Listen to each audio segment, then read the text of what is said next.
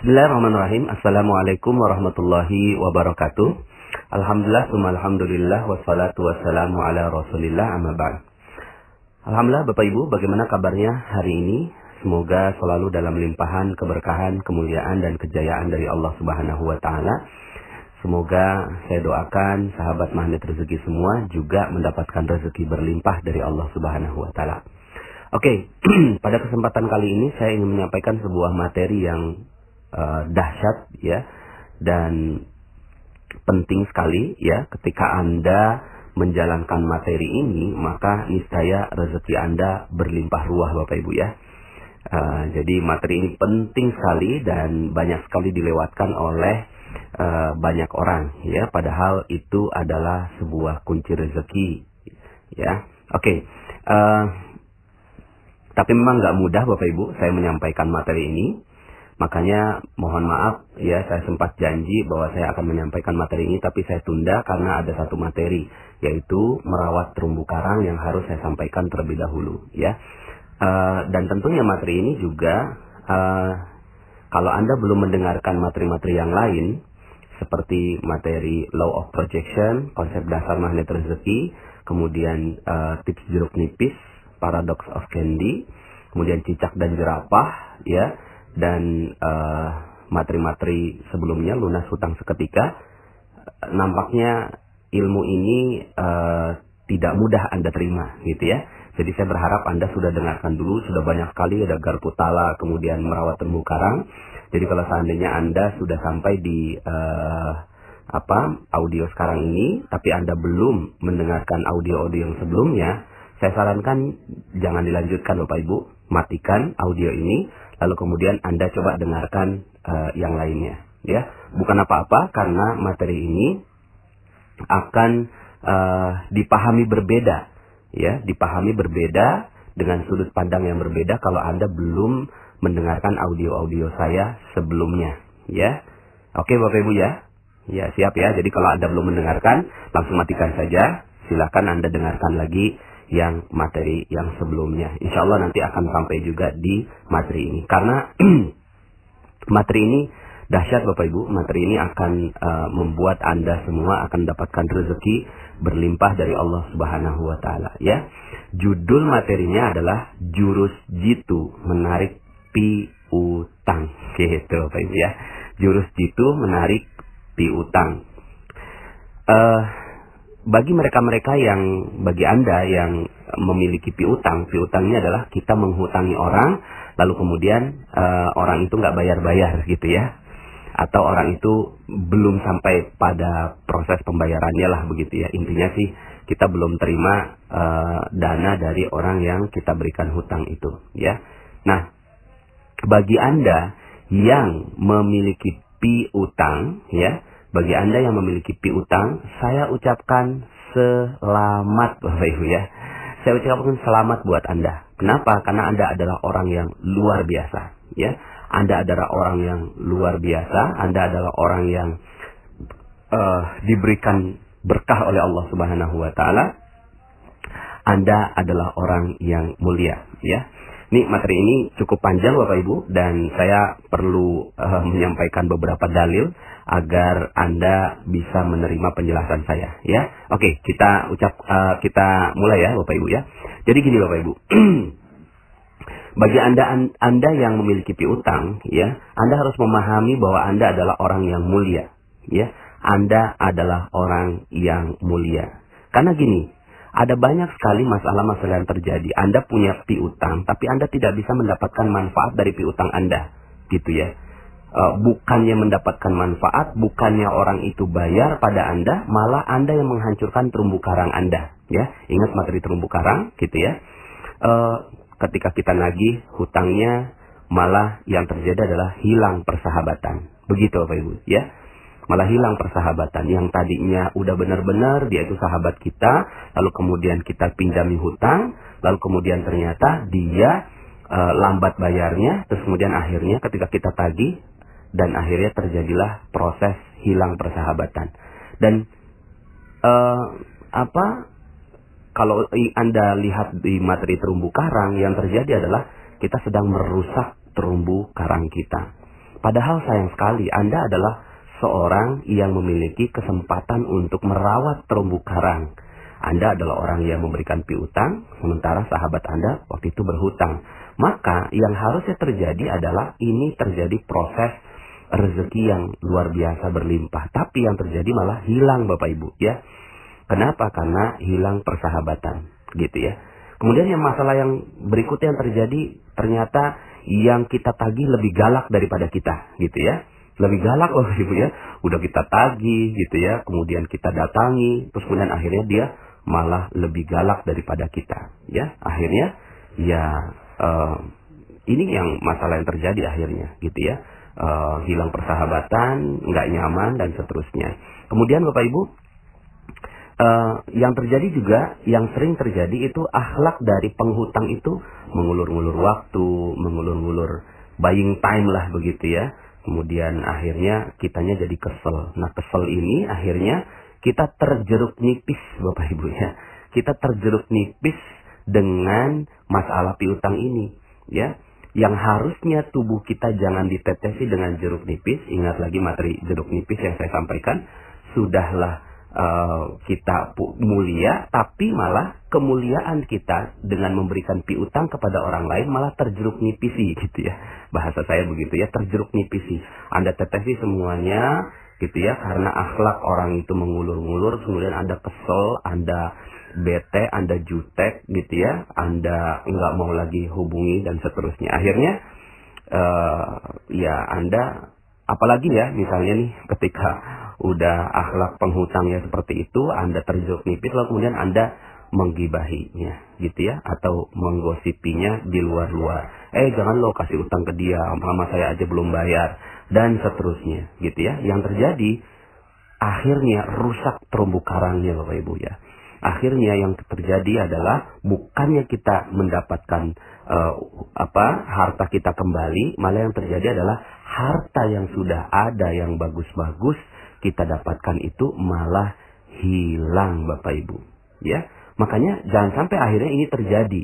Makanya saya ucapkan kepada Anda selamat ya, selamat. Anda adalah orang yang mulia, Anda adalah orang yang tinggi, Anda orang yang memiliki piutang gitu kan. Anda memiliki harta di orang lain gitu ya. Jangan sampai akhirnya ketinggian Anda ini, kemuliaan Anda ini turun derajatnya hanya gara-gara tidak tepat dalam bersikap pada urusan piutang ini Bapak Ibu ya. Maka Bapak Ibu ya, saya akan sampaikan beberapa kemuliaan-kemuliaan bagi Anda ya. Dalam sebuah hadis ya, Rasulullah SAW itu menyebutkan bahwa orang yang memberikan pinjaman ya, orang yang memberikan pinjaman itu lebih mulia Bapak Ibu ya, daripada orang yang bersedekah. Gitu Bapak Ibu ya. Kok bisa ya? Jadi memberi hutang itu lebih mulia daripada orang yang bersedekah. Kenapa ya? Kenapanya? Ya mungkin kita bisa ambil logika ya. Misalnya kalau kita berikan sedekah kepada orang lain ya, maka yang terjadi adalah instan begitu aja. Ketika kita berikan kepada orang lain terus kemudian kita sedekah, selesai, nggak ada urusan lagi setelah itu ya.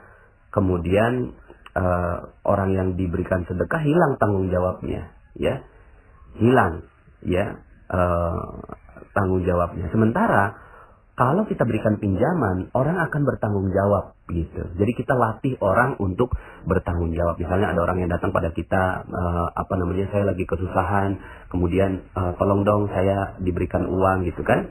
Jauh lebih baik, jauh lebih mulia ketika Anda katakan, maaf nih saya kayaknya nggak bisa kasihin uang, tapi gitu kan, saya bisa kasihin pinjaman, mau nggak kamu gitu.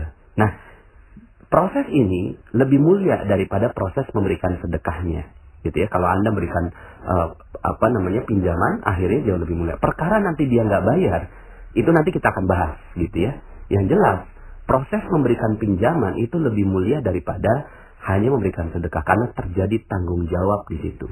Kemudian yang kedua Bapak Ibu, ketika kita berikan kepada orang yang tadi membutuhkan, ketika kita kasih sedekah, maka bisa jadi yang memberi sedekah itu merasa mulia. Akhirnya muncul ujub, ria, sombong, takabur, sum'ah. Ada fitnahnya ke arah sana.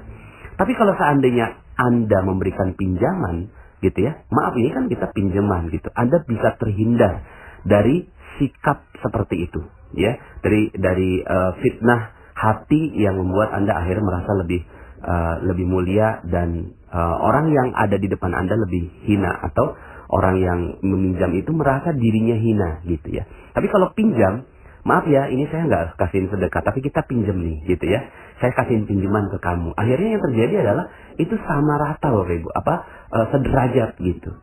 Ya, maka kalau Anda ingat materi terumbu karang, yang kita lakukan adalah kita membahagiakan sekaligus memuliakan.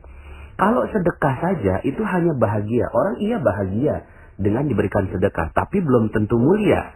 Tapi kalau dalam pemberian pinjaman, yang terjadi adalah dia tetap mulia dan dia tetap bahagia. Begitu Bapak Ibu. Pada saat pemberiannya ya, nggak tahu nanti pada saat bayar, nanti kita akan bahas gitu ya. Yang jelas pada saat proses pinjamannya itu ya sangat mulia. Makanya Rasulullah SAW ya itu bersabda, dan ini hadisnya riwayat Ibnu Majah dan Baihaqi. Saya belum teliti derajatnya, tapi cukup baik untuk kita ambilkan sebagai satu dalil. Pada malam aku diisrokan ya, atau dimi'rajkan, aku melihat tulisan di atas pintu surga. Ya, tulisannya apa?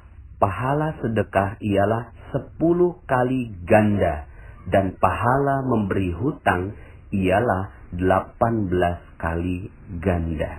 Begitu Bapak Ibu ya. Jadi ternyata kita kasihin sedekah itu cuma 10 kali. Ya udah bagus ya, 10 kali juga udah bagus. Tapi ketika kita memberikan pinjaman, memberikan hutang kepada orang lain, itu 18 kali ganda. Kemudian aku bertanya kepada Jibril, kenapa memberi hutang lebih banyak pahalanya daripada sedekah? Jawabnya Jibril, karena orang yang meminta sedekah dalam keadaan meminta, sedangkan dia mempunyai harta. Sedangkan orang yang meminta pinjaman tidak akan meminta pinjaman kecuali karena suatu keperluan. Begitu Bapak Ibu. Maka dengan hadis ini kita bisa pahami bahwa memberikan pinjaman jauh lebih mulia daripada memberikan sedekah. Maka kalau Anda yang mendengarkan audio ini dan merasa memiliki piutang, sekali lagi saya ucapkan selamat Bapak Ibu ya. Selamat karena Anda adalah orang yang gitu ya mulia di sisi Allah Subhanahu wa taala ya. Jadi ini yang pertama, bahwa pahala sedekah itu lebih mulia, pahala pinjaman itu lebih mulia daripada pahala sedekah. Yang kedua Bapak Ibu ya. Yang kedua, dalam sebuah hadis disebutkan, barang siapa yang melepaskan saudaranya dari kesusahan di dunia, niscaya Allah akan melepaskannya dari kesusahan di akhirat. Gitu Ibu ya. Jadi subhanallah, ketika Anda melepaskan kesusahan seseorang gitu. Kalau ini hadis riwayat Muslim nomor 2699. Barang siapa yang meringankan sebuah kesusahan atau kesedihan seorang mukmin di dunia, Allah akan meringankan kesusahannya pada hari kiamat. Barang siapa memudahkan urusan seseorang yang dalam keadaan sulit, Allah akan memberinya kemudahan di dunia dan akhirat. Begitu Bapak Ibu ya. Akhirnya Anda yang memiliki piutang sekarang adalah seorang yang sudah pernah waktu itu memberikan kebebasan, ya, kemelaratan, kesusahan, kesedihan bagi seorang hamba, ya, hamba Allah. Maka Allah akan berjanji, Anda akan juga dibebaskan semuanya di akhirat. Begitu. Maka dengan posisi ketinggian yang seperti ini, kemuliaan yang seperti ini, jangan sampai akhirnya posisi mulia itu jadi turun derajatnya. Karena sikap kita yang tidak pandai dalam mengelola sikap dalam berpiutang. Ya. Nah, sikapnya apa saja Bapak Ibu ya? Yang pertama, ya jadi tadi itu kemuliaannya ada dua gitu ya. Bahwa memberi pinjaman lebih mulia daripada bersedekah, dan orang yang melepaskan beban seorang di dunia akan diselamatkan di akhirat gitu ya. Jadi Anda mulia sekali. Maka jaga kemuliaan ini. Gimana cara menjaganya? Pertama, ya, ikhlas dan ridha terhadap apa yang kita lakukan ini. Dan apa yang pernah Anda lakukan waktu itu, mungkin, aduh Pak Nas, kan ada beberapa ya yang konsultasi ke saya, Pak Nas gimana ya caranya untuk nagih utang gitu ya, kok sampai sekarang saya belum bisa nagih ke dia gitu ya, terus ketika nagih kok dia marah-marah dan seterusnya. Bapak Ibu, proses ikhlas dan ridho itu diberikan pada saat awal, gitu. Pada saat awal tuh kita ikhlas dan ridho. Ikhlas ini ya kita berikannya ikhlas, pinjamannya ikhlas, kemudian ridho menerima apapun kondisinya dia, gitu kan, dengan mempermudah syaratnya, begitu. Terus kemudian ikhlas dan ridho ini terus kita jaga sampai uangnya diterima kembali, gitu Bapak Ibu, ya. Jadi ini yang harus dijaga. Sikap kita, ikhlas dan ridhonya itu nggak boleh turun. Saat pertama kali kita berikan, itu kita ikhlas dan ridho. Biasanya begitu. Tapi pada saat kok ya kita lagi butuh, dianya kagak ngembaliin, itu langsung turun derajat kita Bapak Ibu.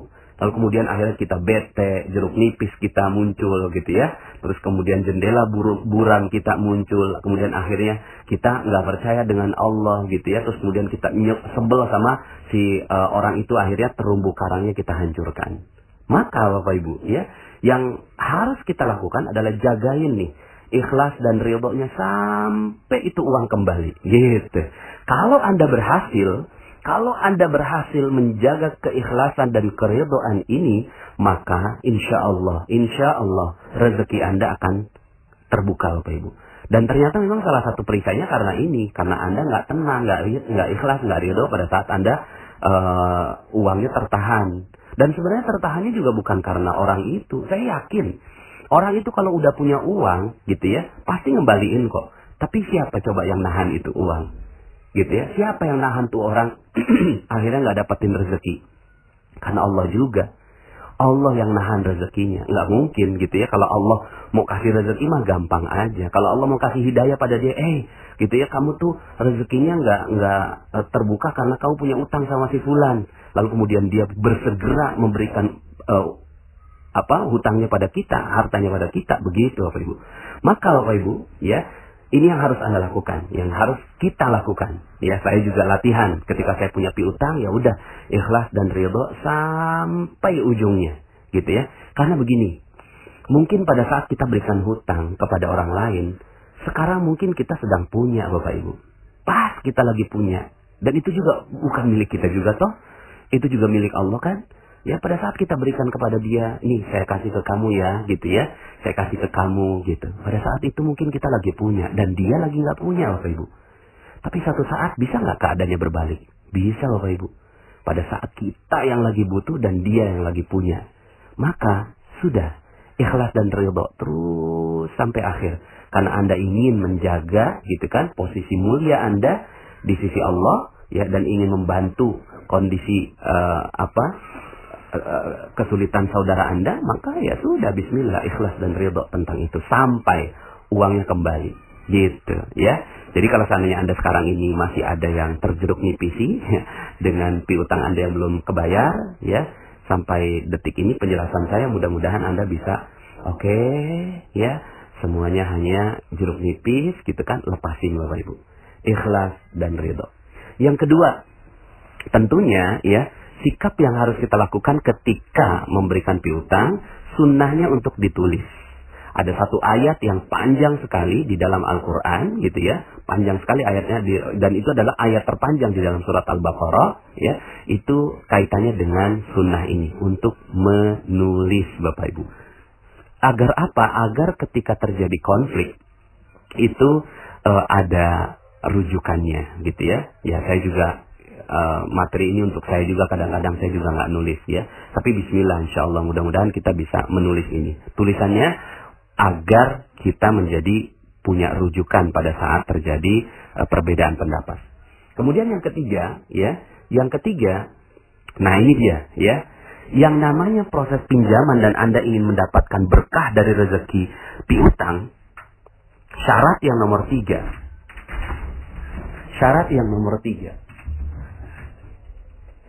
adalah piutang tidak boleh dikenakan tambahan. Gitu Bapak Ibu.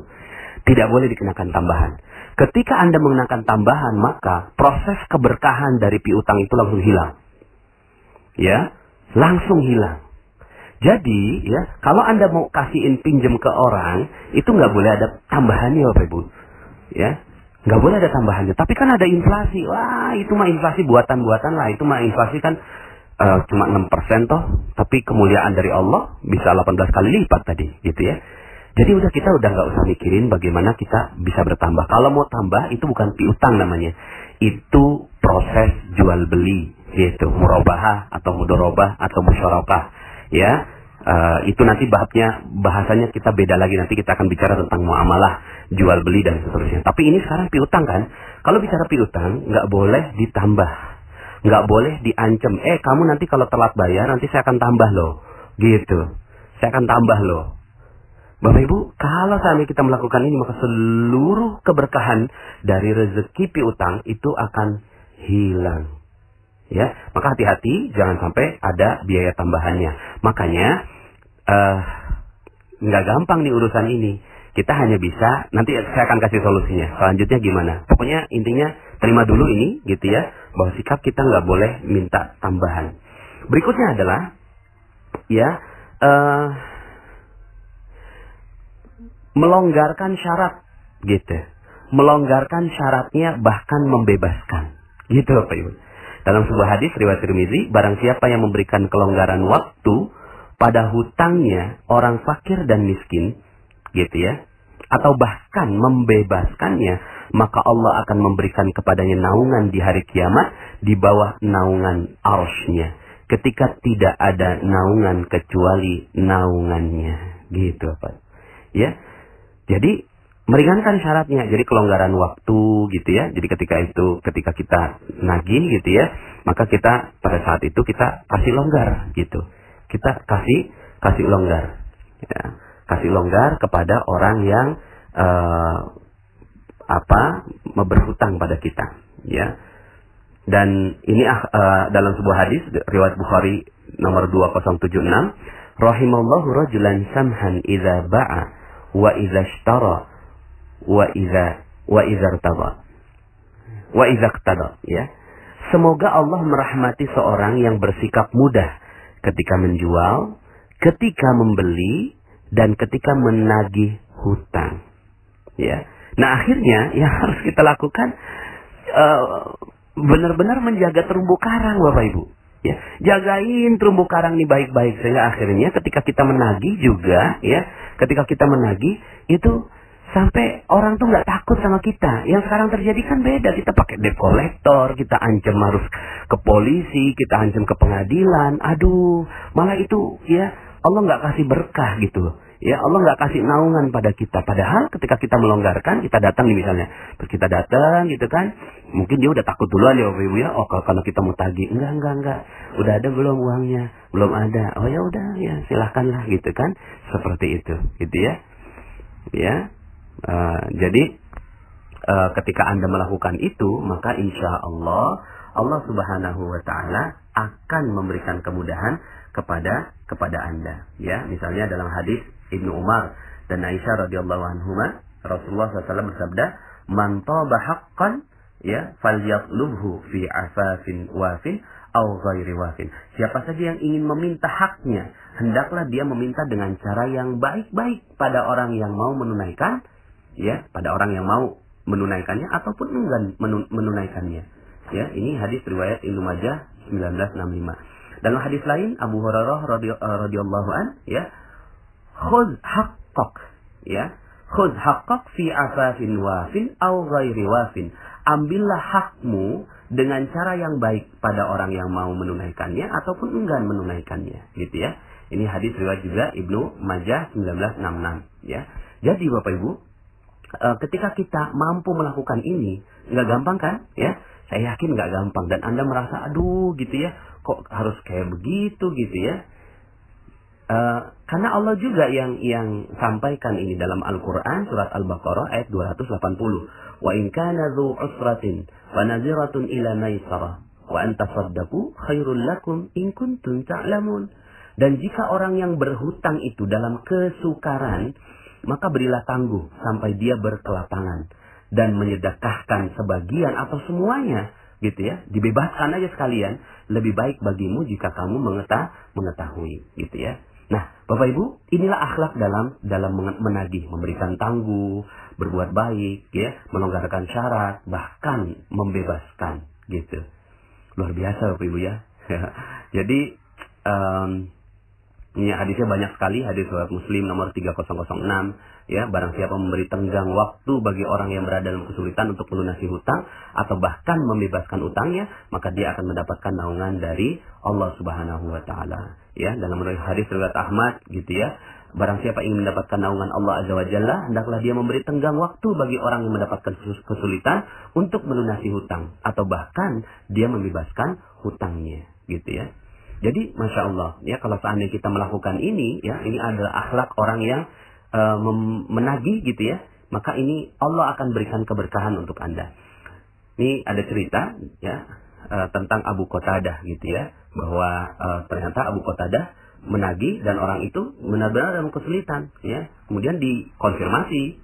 Konfirmasinya, apa betul engkau orangnya kesulitan? Iya betul. Maka Abu Qatadah bahkan membacakan hadis gitu kan. Barang siapa memberi keringanan pada orang yang berhutang padanya atau bahkan membebaskan utangnya, maka dia akan mendapatkan naungan arsy di hari kiamat gitu ya. Nah, Bapak Ibu, maka ya tentunya kalau nanti kita bahas tentang yang hutang ya, tentang ini hadis-hadis untuk orang yang punya piutang gitu ya. Punya piutang. Pokoknya kasihin tanggang waktu dan seterusnya ya. Nah,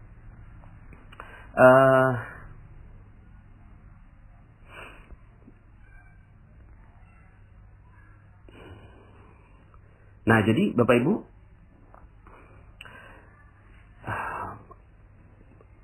yang berikutnya dari sikap kita ya. Jadi pahala piutang ini Bapak Ibu double dan double lagi ya. Jadi kalau Anda mau dapetin keberkahan dari piutang Anda bisa kok gitu ya. Anda bikin lipat ganda.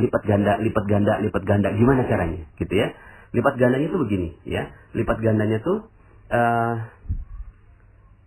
ya, lipat gandanya, maaf nih saya harus cari catatan saya tadi.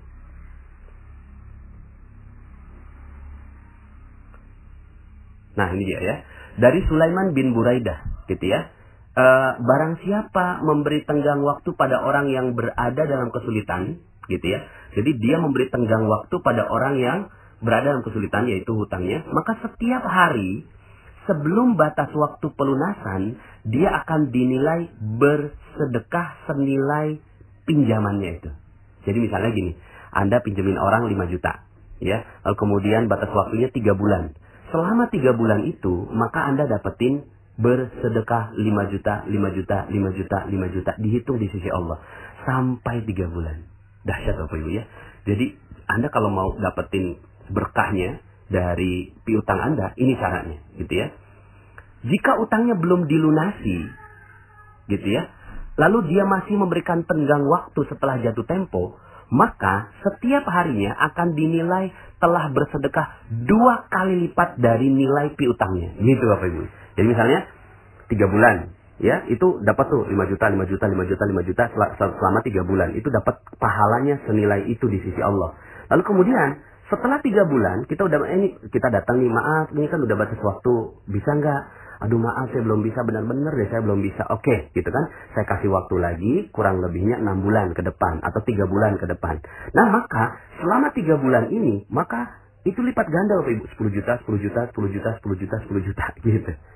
Nah mungkin gitu ya, setelah selesai dari 6 bulan itu, kalau lihat dari hadisnya, seandainya dia nggak bayar lagi, gitu ya, datangin lagi dengan akhlak yang baik, ya, bahkan kita kasihin hadiah, gitu ya, kita kasihin martabak lah begitu ya, aduh, gitu ya, sampai akhirnya dia merasa nggak enak, tapi nggak apa-apa, kita bukan tujuannya untuk merasa nggak enak kok, kita bilang gitu kan, gimana, apa sudah bisa udah bisa dibayar?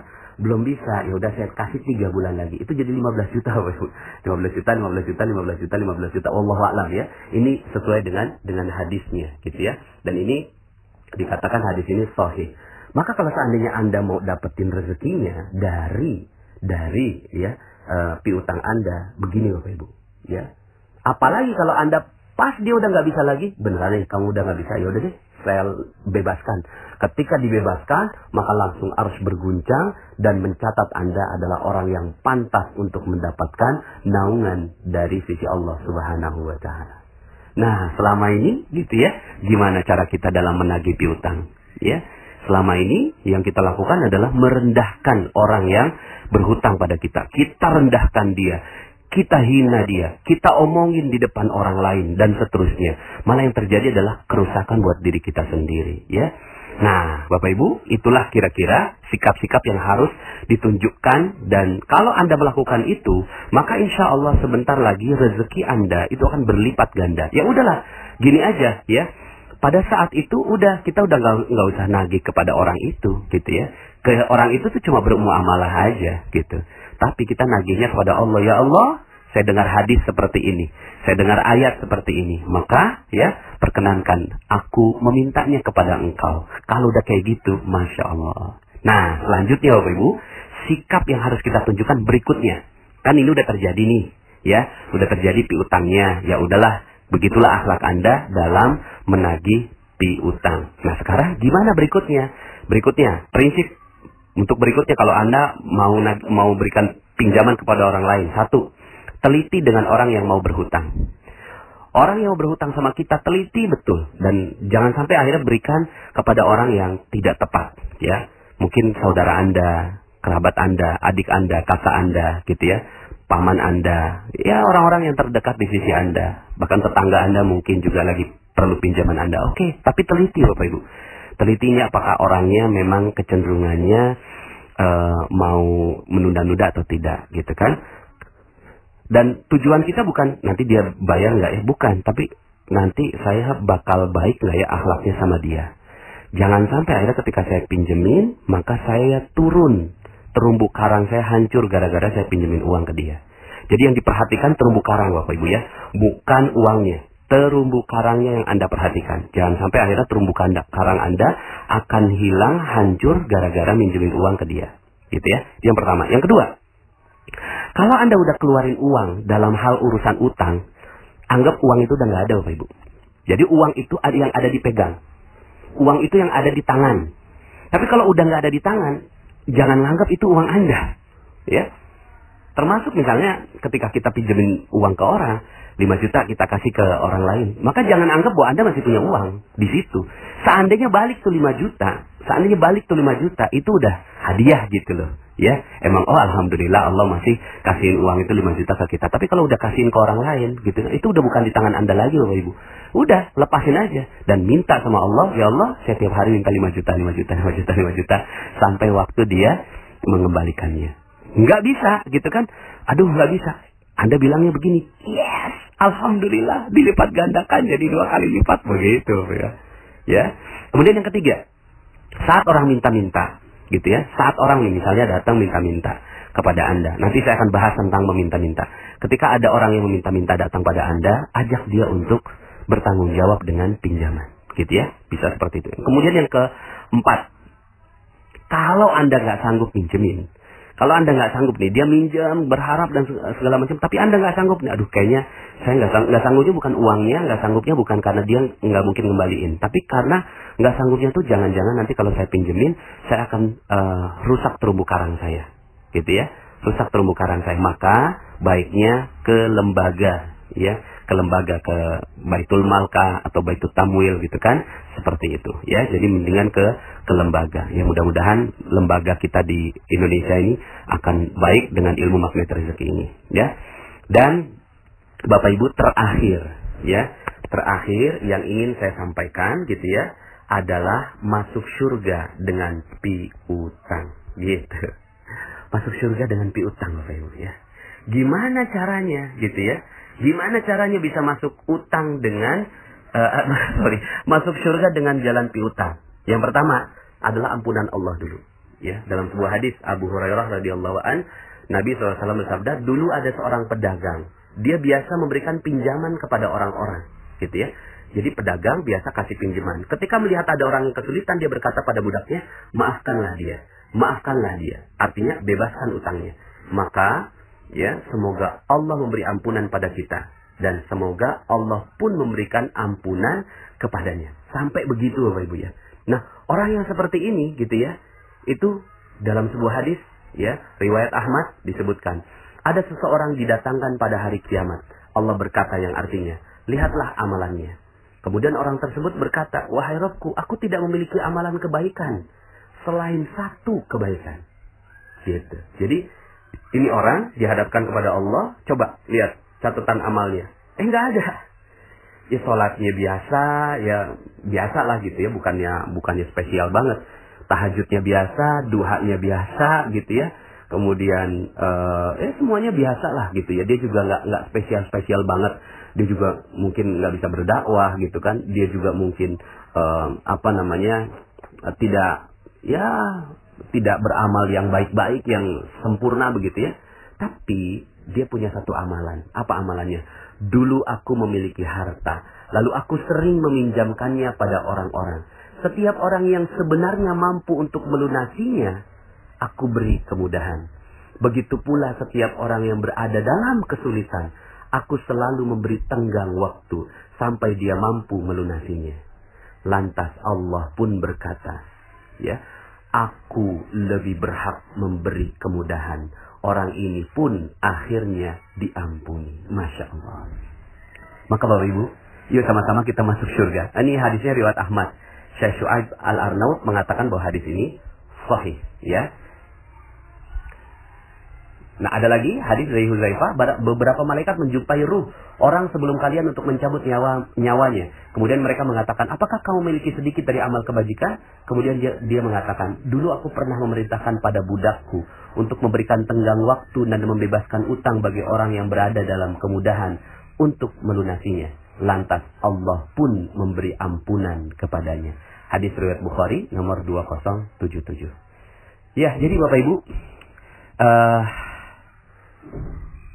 sekali lagi saya ucapkan selamat bagi Anda yang punya piutang. Karena Anda adalah orang yang mulia dan jaga kemuliaan Anda itu sampai akhirat. Karena Allah Subhanahu wa Ta'ala senang dengan Anda.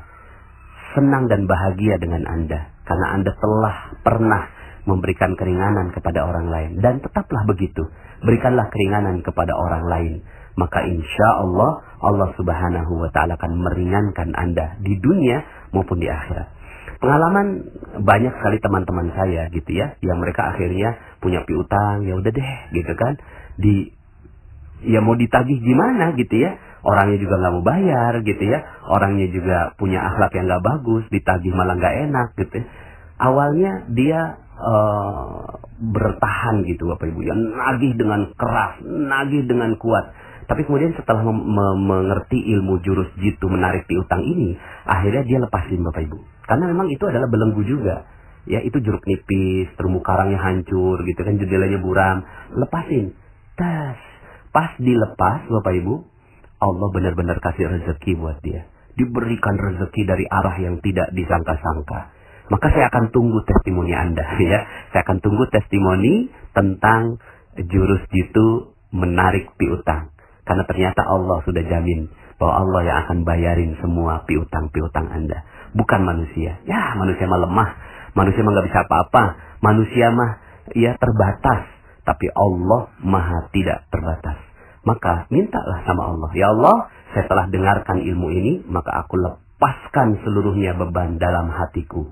Nagih mah nagih aja. Nagih mah datang gitu loh. Ya, nagih datang tapi baik-baik.